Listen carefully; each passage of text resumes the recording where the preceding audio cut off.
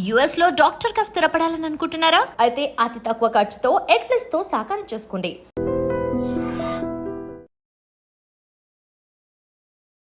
Welcome to iDream media.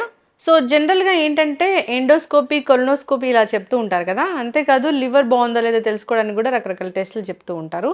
ఇవి నిజంగానే మనకు అవసరమా? పొట్ట బాగుందో లేదో తెలుసుకోవాలంటే అసలు ఏ ఏజ్ నుంచి మనం టెస్టులు చేయించుకోవాల్సిన అవసరం ఉంటుంది? ఎందుకు గట్ హెల్త్ ప్రాబ్లమ్స్ అనేవి అంతగా వస్తూ ఉన్నాయి? సో దీని గురించి పూర్తి వివరాలు తెలుసుకుందాం. ఈరోజు మనతో పాటు ఉన్నారు ప్రముఖ gastro enterologist and hepatologist doctor Jatin గారు. డాక్టర్ గారు నమస్తే అండి. నమస్తే. డాక్టర్ గారు, ఈ మధ్యకాలంలో ఎవరిని చూసినా కడుపులో మంట, యాసిడిటీ ఇలా చెప్తూ ఉన్నారు. పొట్ట బాగాలేదు అంటే గట్టి హెల్తే బాగాలేదని చెప్తూ ఉన్నారు. అది బాగుందో లేదో తెలుసుకోవాలంటే టెస్టులు రాస్తూ ఉంటారు. దాంట్లో ముఖ్యంగా ఎండోస్కోపీ, కొలనోస్కోపీ ఇలా చెప్తూ ఉంటారు కదా. పూర్తి వివరాలండి డాక్టర్ గారు. బాగున్నా బాగాలేకపోయినా అసలు ఒకసారి చేయించుకోవాలా దీన్ని? సో ఫస్ట్ థింగ్ కొలనోస్కోపీ అండి, చాలా ఇంపార్టెంట్. చాలామందికి కోలోన్ అంటే పెద్ద పేగులో పూతలాగా, క్యాన్సర్ లాగా తోని చనిపోవడం జరుగుతుంటుంది చాలా మందికి. రీసెంట్గా కోలోరెక్టల్ క్యాన్సర్ అనేది పెరుగుతుంది ఇయర్ ఆన్ ఇయర్. దాని ఇన్సిడెన్స్ అండ్ ప్రివలెన్స్ కూడా పెరుగుతుంది. సో మనం ఎర్లీ స్టేజ్లో కోలాన్ క్యాన్సర్ని కనిపెట్టాలి అంటే కోలోనోస్కోపీ ఒకటే మనకు solution. That is the best solution. దాంట్లో ఏం చేస్తామంటే ఒక కెమెరాతోని మనం లోపలికి వెళ్ళి పెద్ద పేగులో చూస్తాం. చిన్న చిన్న పాలిప్స్ అంటే కురుపుల్లాగా ఉంటాయి అనమాట. అవి కనబడితే మనం చాలా ఈజీగా సర్జరీ లేకుండా అప్పుడే మనం తీసేయచ్చు మెజారిటీ ఆఫ్ ద పాలిప్స్ని. స్టార్టింగ్ స్టేజ్లో తీసేయడం వల్ల మనం అది క్యాన్సర్గా మారే ముందే మనం తీసేస్తాం. అసలు ఈ పాలిప్స్కి అసలు సిమ్టమ్సే ఉండవు. మనకి కోలాన్ పెద్ద పేగు క్యాన్సర్ వచ్చింది, దానికి సిమ్టమ్స్ వచ్చేదాకా వెయిట్ చేసామంటే ఆల్రెడీ అది చాలా వరకు స్ప్రెడ్ అయి ఉంటుంది. ఎవరైతే మోషన్స్లో బ్లడ్ బరువు తగ్గిపోయి మా దగ్గర తీసుకొని వస్తారో, మేము క్యాన్సర్ చేస్తామో, చాలా మందికి ఆల్రెడీ అది పేగు దాటి స్ప్రెడ్ అయిపోయి ఉంటుంది. చాలా చాలా ఇంక్రీజ్ అవుతుంది. ఎందుకంటే మన డైట్ వెస్టర్నైజ్ అయిపోతుంది, మన ఫైబర్ కన్జంప్షన్ తగ్గిపోయింది, తర్వాత ఫిజికల్ యాక్టివిటీ తగ్గిపోయింది, రెడ్ మీట్ కన్జంప్షన్ పెరిగింది. Lot of our diet and lifestyle factors are responsible for increase in the colon cancer. So యుఎస్లో అయితే ఖచ్చితంగా అందరికీ లక్షణాలు ఉన్నా లేకున్నా కూడా 45 ఏజ్ పైన అందరికీ కొలనోస్కోపీ చేయించుకోవాల్సిందే. మన ఇండియాలో ఎందుకు మరి ఆ రూల్ పెట్టలేదు అని అడిగితే, మన కొలనోస్కోపీ కాస్ట్ వచ్చేసి సమ్వేర్ బిట్వీన్ 6,000 నుంచి 8,000 మధ్యలో ఉండొచ్చు depending on the hospital. But at a national level మనం అందరికీ ఈ రూల్ పాస్ చేస్తే మన దగ్గర అంత ఇన్ఫ్రాస్ట్రక్చర్ లేదు అండ్ కాస్ట్ బెనిఫిట్ అనాలిసిస్ చూసుకుంటే మనకి వర్కౌట్ అవుతుంది అనేది నేషనల్ లెవెల్లో థింకింగ్. అది వాళ్ళ పాయింట్ ఆఫ్ వ్యూ బాగానే ఉంది. But if you look at individual point of view, urban life style, మన సిటీలో ఉన్న మన పాపులేషన్ తీసుకుంటే, రీసెంట్గా పెద్ద కార్పొరేట్ హాస్పిటల్లో జరిగిన స్టడీలో కూడా మన దగ్గర ప్రివలెన్స్ యూఎస్లో కన్నా ఇంకా ఎక్కువ ఉంది. సో సిటీలో ఉన్న వాళ్ళకి అట్లీస్ట్ మనము రికమెండేషన్ ఇవ్వాల్సిందే. And anybody who is above age of 45, we would recommend that you get a colonoscopy done. Better safe than sorry. Colonoscopy అంటే అది కూడా ఎండోస్కోపీ లాగా ఒక కెమెరా ఉంటుంది, అట్లాగే ఉంటుందా? యా, ఆల్మోస్ట్ ఒక 1 సెంటీమీటర్ ట్యూబ్ అండి. దాని ఎడ్జ్లో లైట్, కెమెరా ఉంటుంది, ఫ్లెక్సిబుల్ ట్యూబ్. దానివల్ల పెయిన్ ఏమి ఉండదు, మైల్డ్ డిస్కంఫర్ట్ ఉంటుంది. మనం మలద్వారం ద్వారా లోపలికి వెళ్తాము. టిపికలీ 15 to 20 minutes మధ్యలో పడుతుంది. కొంచెం డిస్కంఫర్ట్ తక్కువ, అంటే డిస్కంఫర్ట్ వద్దనుకుంటే కొంచెం మైల్డ్ అనెస్థీషియా ఇస్తాం. అంటే జనరల్ అనెస్థీషియా ఇంట్యూబేషన్ లా కాకుండా కాన్షియస్ సెడేషన్, వెంటనే మీకు మళ్ళీ మేలుకు వచ్చేస్తుంది. 20 minutes లో ప్రొసీజర్ అయిపోతుంది. మలద్వారంలో వెళ్ళి మొత్తం పెద్ద పేగు అంతా చూసి వచ్చేస్తాం. ఓకే, దీంట్లో ఏమేమి తెలుసుకోవచ్చు అసలు ఈ కొలనోస్కోపీలో?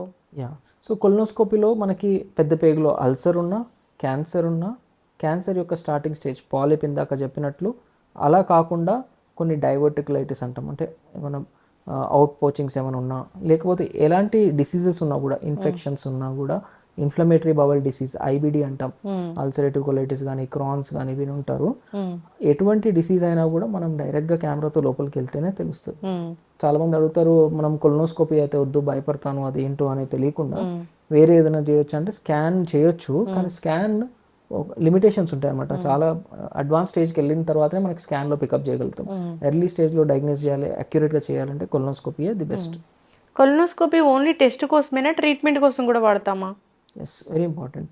కొలనోస్కోపీలో మనము ఒకవేళ సపోజ్ మనకి బ్లీడింగ్తో వచ్చారనుకోండి, ఒకవేళ అక్కడ ఎక్కడన్నా ఆర్టరీ నుంచి బ్లీడింగ్ అవుతుంది అనుకోండి, మనం కొలనోస్కోపీ ద్వారా ఎక్కడి నుంచి బ్లీడింగ్ అవుతుందో చూసి అక్కడ మనం ఆపేయగలుగుతాం. క్లిప్ వేయడం కానీ, కరెంట్తో దాన్ని బర్న్ చేయడం కానీ, అలా చేయడం వల్ల మనం ట్రీట్మెంట్ ఆఫర్ చేస్తున్నాం. వాళ్ళకి కడుపు కోసి ఆపరేషన్ చేసి అది బ్లీడింగ్ని ఆపాల్సిన అవసరం లేదు. ఇప్పుడు మనకున్న అడ్వాన్స్ టెక్నిక్స్ ద్వారా కొలనోస్కోపీ ద్వారానే బ్లీడింగ్ ఆపొచ్చు, చిన్న polyps, pre cancer stage, early స్టేజ్లో ఉన్న క్యాన్సర్స్ని మనము ఈఎస్డి, ఈఎంఆర్ అనే పద్ధతుల్లో పూర్తిగా సర్జరీ, ఎండోస్కోపిక్ సర్జరీ చేసేయచ్చు without any cut on skin, that to with very minimal. అదే రోజు మనం డిశ్చార్జ్ కూడా చేసి ఇంటికి పంపించచ్చు. సో అలా కాకుండా ఈవెన్ ఒకవేళ డైవర్టికులర్ బ్లీడింగ్స్ కానీ చాలా మల్టిపుల్ అప్లికేషన్స్ ఉన్నాయన్నమాట. మనం ఒకవేళ ఇంటెస్టైన్ అనేది బ్లాకేజ్ అయింది అనుకోండి, మనం మెటల్ స్టెంట్ వేసి దాన్ని ఓపెన్ చేయొచ్చు. ఒకప్పుడు మనం ఇట్లా బ్లాకేజ్ ఉంటే కట్ చేయడమే సొల్యూషన్. సో కొన్ని కండిషన్స్లో స్టెంట్ వేసి దాన్ని మనం పెద్ద చేయొచ్చు దారిని. సో స్టెంట్ ఇట్లాంటి చాలా చాలా ట్రీట్మెంట్స్ అవైలబుల్ ఉన్నాయండి. ఇప్పుడు పెద్ద పేగు హెల్దీగా ఉంది అంటే ఎట్లా ఉంటుంది, బాగాలేదు అంటే ఎలాంటి లక్షణాలు కనిపిస్తాయి? సో మనం యాజ్ అ బ్లాంకెట్ రికమెండేషన్ అందరూ ఒకవేళ కొలనోస్కోపీ స్క్రీనింగ్ చేయించుకోలేకపోతే there are some high risk features అనమాట. ఈ లక్షణాలు ఉన్న వాళ్ళు మాత్రం కొలనోస్కోపీ చేయించుకుంటే చాలా బెటర్. ఎవరు అంటే చాలా కాలంగా మలబద్ధకంతో బాధపడుతున్న వాళ్ళు, రీసెంట్గా ఇంకా సివియారిటీ పెరగడం కానీ, లేకపోతే మీరు యూజ్ చేసే నార్మల్ లాక్సేటివ్స్తో రెస్పాన్స్ లేకపోవడం కానీ, కొన్ని అలారం సిమ్టమ్స్ అంటాం. అలారం సిమ్టమ్స్ అంటే బరువు తగ్గిపోవడం ఇన్వాలంటరీగా, తర్వాత మోషన్లో బ్లడ్ వస్తే మాత్రం, తర్వాత కడుపులో విపరీతమైన నొప్పి కానీ, వాంతులు కానీ, వేరే ఎటువంటి ఫీచర్స్ ఉన్నా అప్పుడు మనం కొలనోస్కోపీ చేసి చూడడం బెటర్. అండ్ బ్లీడింగ్తోనే చాలామంది వస్తూ ఉంటారు. Majority of the cause for bleeding is piles కానీ లేకపోతే ఫిషర్ కానీ ఉంటుంది, అర్షమూలు కానీ. మనము దాన్ని క్యాన్సర్ వల్ల బ్లీడింగా లేకపోతే అల్సర్ వల్ల బ్లీడింగా అని ఎలా డిఫరెన్షియేట్ చేయడం అనేది చాలా ఇంపార్టెంట్. సో మనకి పైల్స్ కానీ ఫిషర్తో వల్ల బ్లీడింగ్ వచ్చినప్పుడు చాలా కొద్దిగా వస్తుంది, మోషన్ పైన సపరేట్గా దాన్ని స్మియర్ చేస్తూ కానీ అతుక్కొని కానీ వస్తుంది, చాలా స్మాల్ క్వాంటిటీలో వస్తుంది. మోషన్స్ వెళ్ళిన తర్వాత చుక్కల్లాగా పడడం కానీ అట్లా ఉంటుంది. కొంతమందికి మోషన్ వెళ్ళే దగ్గరలో వాపు కానీ కొంచెం పెయిన్ కానీ వెళ్ళేటప్పుడు ఉండొచ్చు. ఇవి కామన్ సిమ్టమ్స్. కానీ ఒకవేళ బ్లడ్ అనేది మోషన్తో మిక్స్ అయ్యి రావడం కానీ, హెవీ క్వాంటిటీలో రావడం కానీ, నేను ఇందాక చెప్పినట్టు వెయిట్ లాస్ కానీ, పెయిన్ అబ్డమెన్ ఉంటే అప్పుడు మనం ఇన్ డీటెయిల్ ఎవాల్యుయేట్ చేయాలి. క్యాన్సర్ కానీ ఐబిడి కానీ ఉందా అనేది చెక్ చేసుకోవాల్సిన అవసరం ఉంటుంది. సో ఈ స్టూల్ కలర్ చేంజ్ అయినా, బ్లాక్గా వస్తున్న, బ్లీడ్తో ఉన్నా కానీ ఒకసారి డాక్టర్ని సంప్రదించడం అనేది ఖచ్చితంగా అవసరమే. చాలామంది అంటే అసలు ఇది క్రానిక్ స్టేజే కదా డాక్టర్ గారు. ఇప్పుడు మోషన్లో బ్లడ్ వస్తుందంటే వాళ్ళు ఒక సెకండ్ స్టేజ్, థర్డ్ స్టేజ్కో వెళ్ళినట్లేగా. అంటే కారణాన్ని బట్టి, అంటే కొన్ని ఏమో క్యాన్సరస్ రీజన్స్ ఉంటాయి, నాన్ క్యాన్సరస్ రీజన్స్ ఉంటాయి. క్యాన్సరస్ రీజన్ అంటే మనం ఇగ్నోర్ చేసామంటే అది స్టేజ్ పెరుగుతూ పోతుంది. నాన్ క్యాన్సరస్ రీజన్స్ అంటే ఇప్పుడు పైల్స్ కానీ ఫిషర్ కానీ ఉన్నా సరే మనం సిమ్టమాటిక్ ట్రీట్మెంట్ తీసుకున్న తగ్గిపోతుంది అంటే పర్వాలేదు. బట్ ఇది కాకుండా ఐబిడి, అల్సరేటివ్ కొలైటిస్ లాంటి డిసీజెస్ ఉన్నప్పుడు ఆ అల్సర్స్ అనేవి పెరుగుతూ పోతాయి మనం ఒకవేళ ట్రీట్మెంట్ ఇగ్నోర్ చేస్తే. సో ఎప్పుడైనా కూడా బ్లాక్ మోషన్స్ వస్తే ఇంకా డేంజర్, అంటే అల్సర్ ఉందని మనకి ఇండికేషన్ అనమాట. హెయిర్ లాగా బ్లాక్ వస్తే, బ్రైట్ రెడ్ బ్లడ్ హెవీ క్వాంటిటీలో వచ్చినా కూడా ఎంత ఎర్లీగా మనము కొలనోస్కోపీ చేయించుకుంటే అంత బెటర్ అండి. డాక్టర్ని సంప్రదించడం అనేది ఖచ్చితంగా చేయాల్సింది. చాలామంది ఇంకా దానికోసం రకరకాల హోమ్ రెమెడీస్ పాటిస్తూ ఇంకా దాన్ని ప్రొలాంగ్ చేస్తూ ఉంటారు. దానివల్ల ఇష్యూ అనేది పెద్దగా అవుతుంది. ఇంకా అసలు కొలనోస్కోపీ అంటే భయాన్ని మనం నిర్మూలించాలి. అది అంటే తెలియని భయం అనమాట, ఫియర్ ఆఫ్ అన్నోన్ ప్రొసీజర్, అదేదో సర్జరీ ఏమో నాకు ఎందుకు అనే భయాన్ని మనం తొలగించాలి. It's a very safe procedure. Complication risk అనేది హార్డ్లీ ఉంటుంది. And it will be done in 20 minutes. You can go back home. ఆ రోజు అసలు భయపడాల్సిన అవసరం లేదు. ఇప్పుడు ఒక 40-45 years వస్తే జనరల్గా మనం హార్ట్ చెకప్లు, బీపీలు, షుగర్లు ఎలా చెక్ చేయించుకుంటామో ఇది కూడా మన పెద్ద పేగు బాగుందా లేదా అనేది కొలనోస్కోపీ ద్వారా చేయించుకోవడం అవసరమే డాక్టర్ గారు. ఖచ్చితంగా అండి. అంటే మన క్యాన్సర్ ఉందా లేదా అని కనిపెట్టడం ఎంత ఇంపార్టెంటో ఇప్పుడు అందరికీ ప్రజలకు తెలుసు. సో ఎర్లీ స్టేజ్లో కనిపెట్టాలి, మనం దాన్ని నిర్మూలించాలి అంటే కొలనోస్కోపీ 45 years తర్వాత చేయడం బెటర్. చక్కగా చెప్పారు డాక్టర్ గారు. ఇంకా ఎండోస్కోపీ అంటే జనరల్గా అసలు భయం వేస్తూ ఉంటుంది. అది ఒక పెద్ద పైప్ ఉంటుంది, దానికి ఒక కెమెరా ఉంటుంది, వెళ్ళేటప్పుడు నొప్పి వస్తూ ఉంటుంది, ఇలా చెప్తూ ఉంటారు. అసలు ఎండోస్కోపీ అనేది ఎందుకు అవసరం, చేయించుకుంటే నిజంగానే అంత పెయిన్ఫుల్గా ఉంటుందా, ఆ రోజంతా హాస్పిటల్లోనే ఉండాలా, దీనివల్ల అసలు ఏం రూల్ అవుట్ చేయగలం మనం? ఎండోస్కోపీ కూడా చాలా ఇంపార్టెంట్ టెస్ట్ అండి. సో ఎవిడెన్స్ బేస్డ్ ప్రాక్టీస్ అంటాం. మనం ఏంటంటే మీకున్న లక్షణాలకి అంచనా వేసి మీకు అల్సర్ ఉండొచ్చు, మీకు గ్యాస్ట్రైటిస్ ఉండొచ్చు, మీకు గర్డ్ ఉండొచ్చు అని ట్రీట్మెంట్ అనేది మైల్డ్ సిమ్టమ్స్ ఉన్న వాళ్ళకి స్టార్టింగ్లో ఇస్తాం సరే. కానీ సిమ్టమ్స్ రెస్పాండ్ అవ్వట్లేదు అంటే మనం ఏంటి దాని రూట్ కాజ్ అనేది ఐడెంటిఫై చేయాలి. దానికి ఎండోస్కోపీ ఈజ్ వెరీ ఇంపార్టెంట్. ఎండోస్కోపీలో ఏం చేస్తామంటే మన నోటి ద్వారా మనం ఫుడ్ వెళ్ళే దారిలోనే మన గొంతులోంచి అన్నవాహికలోకి స్టమక్ వరకు చిన్న పేగు యొక్క మొదటి భాగం వరకు డియోడినం వరకు చూడగలుగుతాం. సో ఇందులో ఇది యూజువలీ 10 minutes పడుతుంది. అండ్ మత్తు మందు అనేది కొంతమందికే ఇస్తాము. చాలామంది వితౌట్ సెడేషన్ కూడా బాగానే టాలరేట్ చేయగలుగుతారు. లోకల్ అనస్థీషియా స్ప్రే చేస్తాం అనమాట. ఆ లోకల్ అనస్థీషియా స్ప్రే చేయడం వల్ల గొంతు మొద్దుబారిపోతుంది. అలా చేయడం వల్ల మనము ఈజీగా చేయగలుగుతాం. లేదు మనకి డిస్కంఫర్ట్ అసలే వద్దు అనుకుంటే మనం షార్ట్ సెడేషన్ తీసుకోవచ్చు. దీనికి ఎండోస్కోపీకి అసలు అడ్మిషన్ అవసరం లేదు. ఓపీడీ బేసిస్లో చేస్తాము. వెంటనే మీరు వెళ్ళిపోవచ్చు. ఒకవేళ మీరు ఆ రోజు మత్తు కనుక తీసుకున్నారనుకోండి, ఆ పావు గంటలో మీరు మళ్ళీ మేలుకు వచ్చేస్తుంది. కానీ ఆ రోజు మీరు డ్రైవింగ్ చేయకూడదు. యూ హ్యావ్ టు, మీరు ఎవరైనా తోడు తీసుకొని రావాలి. దీంట్లో మనం ముఖ్యంగా చూసేది ఏంటి అంటే ఇప్పుడున్న గ్యాస్ట్రిక్ సమస్యలు, కడుపులో మంట, ఉబ్బరము, ఛాతీలో మంట, పుల్లని తేన్పులు, దీనికి రూట్ కాజ్ అనేది కనిపెడతాం. ఏమై ఉంటుంది దీనికి రూట్ కాజ్ అంటే స్టమక్లో అల్సర్ ఉండొచ్చు. తర్వాత హైటస్ హర్నియా అంటాం, అంటే అన్నవాహికకి కడుపుకి మధ్యలో ఉన్న వాల్వ్ ఫంక్షన్ లూజ్ అవుతే అప్పుడు యాసిడ్ అనేది కడుపులోంచి ఛాతిలోకి వెళ్తుంది. దీనివల్ల ఛాతిలో మంట రావడం, ఛాతిలో నొప్పి రావడం, చాలామంది ఇది గుండె జబ్బేమో అనుకొని కార్డియాలజిస్ట్ దగ్గరికి వెళ్ళడం, వాళ్ళు టెస్ట్ చేసి లేదని మా దగ్గర పంపించడం చేస్తుంటారు.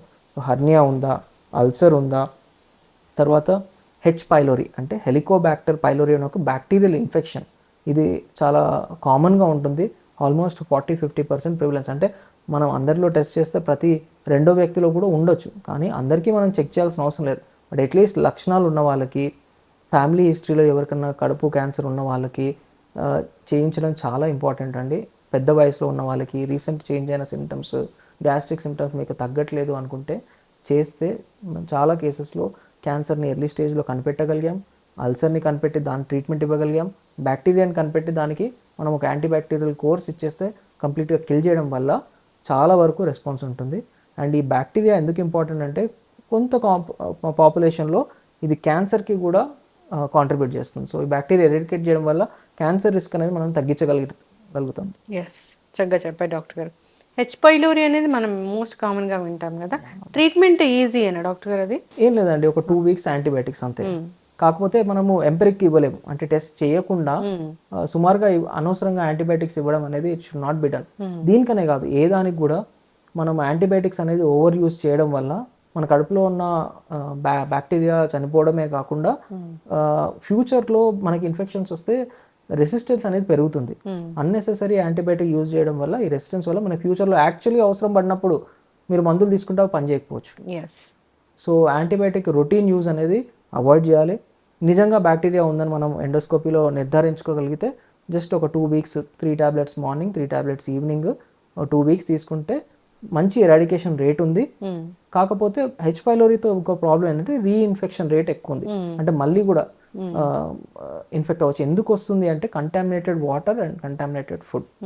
సో మనం ఎక్కడ బయటకు వెళ్ళినప్పుడు కూడా ఎస్పెషల్లీ ఇట్లాంటి ఇన్ఫెక్షన్ వల్ల ఇబ్బంది కలిగిన వాళ్ళకి, ట్రీట్మెంట్ తీసుకున్న వాళ్ళకి మళ్ళీ రాకుండా ఉండాలి అంటే మీరు వాటర్ అనేది ఆరో మాత్రమే, లేకపోతే బాటిల్ వాటర్ మాత్రమే తీసుకోవడము, అన్హైజీనిక్ ప్లేసెస్లో తినకుండా ఉండడం, ఇంట్లో కూడా ఓన్లీ ఆరో వాటర్ కన్జ్యూమ్ చేయడం, ఇట్లాంటి ప్రికాషన్స్ తీసుకోవడం వల్ల ప్రివెంట్ చేయగలుగుతాం.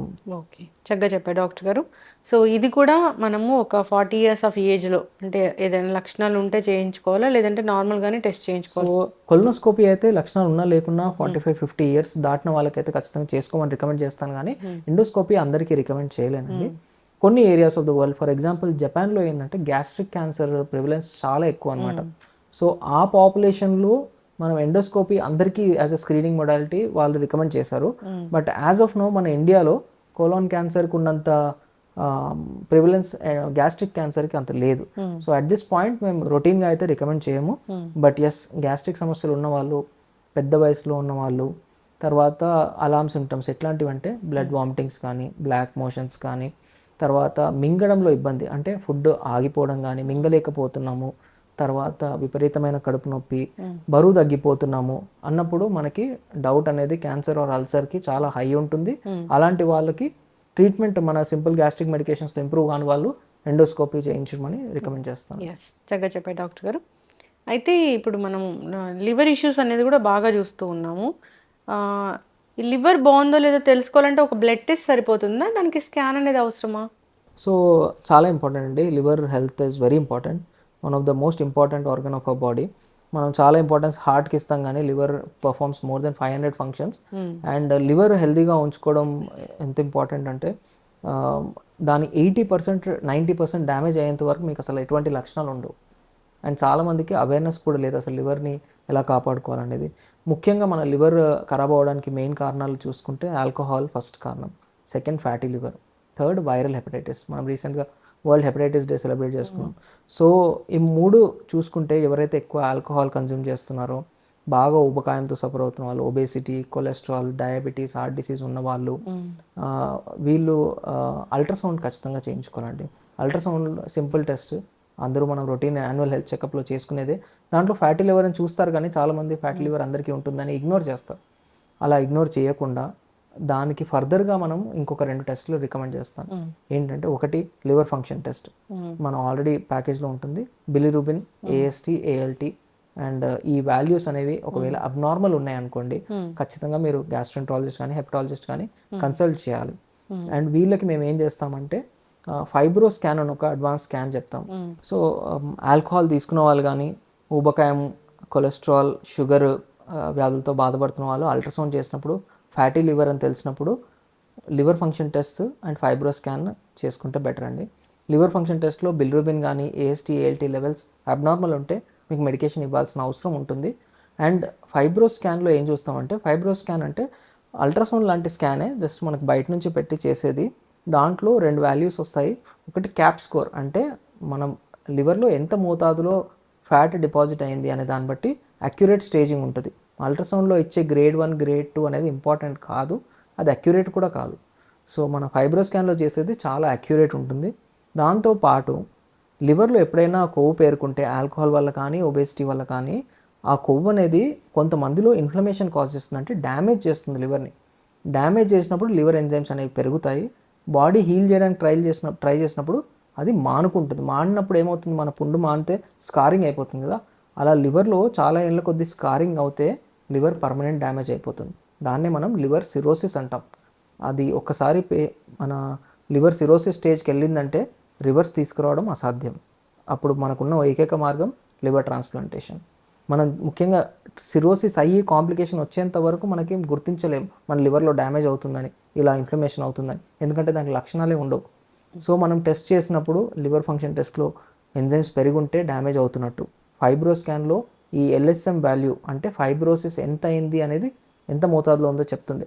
అందులో ఒకవేళ high grade fibrosis F2, F3 fibrosis ఉంది అంటే వీళ్ళకి మనం ఖచ్చితంగా లైఫ్ స్టైల్ చేంజెస్తో పాటు మందులు ఇవ్వడం వల్ల రివర్స్ చేయగలుగుతాం. సో మీ లివర్ని మనము ఫ్యూచర్ రిస్క్ ఎంత, రివర్సిబిలిటీ ఎంత ఉంది, ఎంత తీవ్రతలో డ్యామేజ్ అయింది, స్టేజింగ్, గ్రేడింగ్ చేయాలంటే ఫైబ్రో స్కాన్ అనే వెరీ సింపుల్ టెస్ట్ ద్వారా మీరు చేసుకోవచ్చు. తర్వాత లివర్ ఫంక్షన్ టెస్ట్. ఎస్, ఖచ్చితంగా డాక్టర్ గారు చాలా చక్కగా చెప్పారండి. Endoscopy, colonoscopy, liver function test గురించి, దానికి ఉన్న ఎలాంటి స్కాన్స్ ఉన్నాయి అనే దాని గురించి, ఆ స్కాన్స్ ద్వారా మనం ఎలాంటివి మనం రూల్ అవుట్ చేయొచ్చు, ఏం కనుక్కోవచ్చు అనేది. నాన్ ఆల్కహాలిక్ ఫ్యాటీ లివర్ అనేది కూడా ఈ మధ్యకాలంలో చాలామందిని ఇబ్బంది పెడుతుంది. ఎందుకు వస్తుంది డాక్టర్ గారు అసలు అది? సో ఆల్కహాల్ తీసుకోకున్నా కూడా యాక్చువల్లీ చాలా మందికి లివర్ సిరోసిస్సే కాకుండా లివర్ క్యాన్సర్ కూడా డెవలప్ అవుతుంది without even going in to cirrhosis stage. And చాలా మంది మమ్మల్ని అడిగే క్వశ్చన్, అసలు నాకు క్యాన్సర్ ఎలా వచ్చింది, నేను అసలు ఆల్కహాల్ తీసుకున్న నా లివర్ ఎలా చెడిపోయింది అని పెద్ద క్వశ్చన్. చాలా మంది ఏంటంటే ఒబేసిటీని ఇగ్నోర్ చేస్తారు, ఎస్పెషల్లీ సెంట్రల్ ఒబేసిటీ ఉన్న వాళ్ళు, బాగా కొలెస్ట్రాల్ లెవెల్స్ ఎక్కువ ఉన్న వాళ్ళు. లివర్లో ఏమవుతుందంటే ఫ్యాట్ డిపాజిట్ అవుతుంది. ఆ ఫ్యాట్ అనేది మనకి ఫారెన్ బాడీ లాగా మన బాడీ ట్రీట్ చేసి ఇన్ఫ్లమేషన్ అవ్వడం వల్ల లివర్ అనేది సిమిలర్ మేనర్లో డ్యామేజ్ అయిపోతుంది. ఎందుకు వస్తుంది అంటే, ఒకటి మన unhealthy dietary habits, sedentary life style, lack of physical activity and high consumption of processed food. So ఇవే ముఖ్య కారణాలు. కొంతమంది లావు లేని వాళ్ళు కూడా ఫ్యాటీ లివర్ రావచ్చు. వీళ్ళల్లో ఏంటంటే కొన్ని జెనెటిక్ రిస్క్ ఫ్యాక్టర్స్ ఉన్నాయన్నమాట. PNPLA3 జెనెటిక్ మ్యూటేషన్ అని, అలాంటి కొన్ని స్పెసిఫిక్ కండిషన్స్ ఉన్నాయి. దానివల్ల వాళ్ళు పాపం సన్నగా ఉన్నా, ఫిజికల్ యాక్టివిటీ బాగున్నా కూడా వాళ్ళ జెనెటిక్ ప్రీడిస్పోజిషన్ వల్ల ఆ ఫ్యాట్ అనేది మన వేరే ఆర్గన్స్కి యూటిలైజేషన్ కోసం పంపించాల్సింది పంపకుండా లివర్లోనే డిపాజిట్ చేసుకుంటూ ఉంటుంది మన లివర్. అదొక డిఫెక్ట్. సో అన్ఫార్చునేట్లీ వాళ్ళకి ఇంకా రిస్క్ ఎక్కువ ఉంటుంది. వాళ్ళకి ఇప్పుడు కొత్తగా చాలా మంచి మెడికేషన్స్ అప్రూవ్ అయ్యాయి and we are able to reverse fibrosis also. So early స్టేజ్లో మనం కనిపెట్టగలిగితే డెఫినెట్గా మంచి ట్రీట్మెంట్ ప్రొవైడ్ చేయగలుగుతాం. ఇప్పుడు పొట్టలో అల్సర్స్ ఉన్నాయన్నా కానీ దాన్ని కూడా అంటే మెడిసిన్స్తో తగ్గించవచ్చా డాక్టర్ గారు? దానికి ఏమైనా ట్రీట్మెంట్ అనేది? డెఫినెట్గా ఇప్పుడు ఒకప్పుడు తీసుకుంటే అంటే 2-3 decades back most common surgery మన జనరల్ సర్జన్స్ చేసేది అంటే ఈ అల్సర్ రిలేటెడ్ కాంప్లికేషన్ అంటే బ్లీడింగ్ పెప్టిక్ అల్సర్ కానీ పర్ఫోరేటెడ్ పెప్టిక్ అల్సర్ కానీ దీనికి చాలా కామన్గా సర్జరీలు అవుతూ ఉండేది.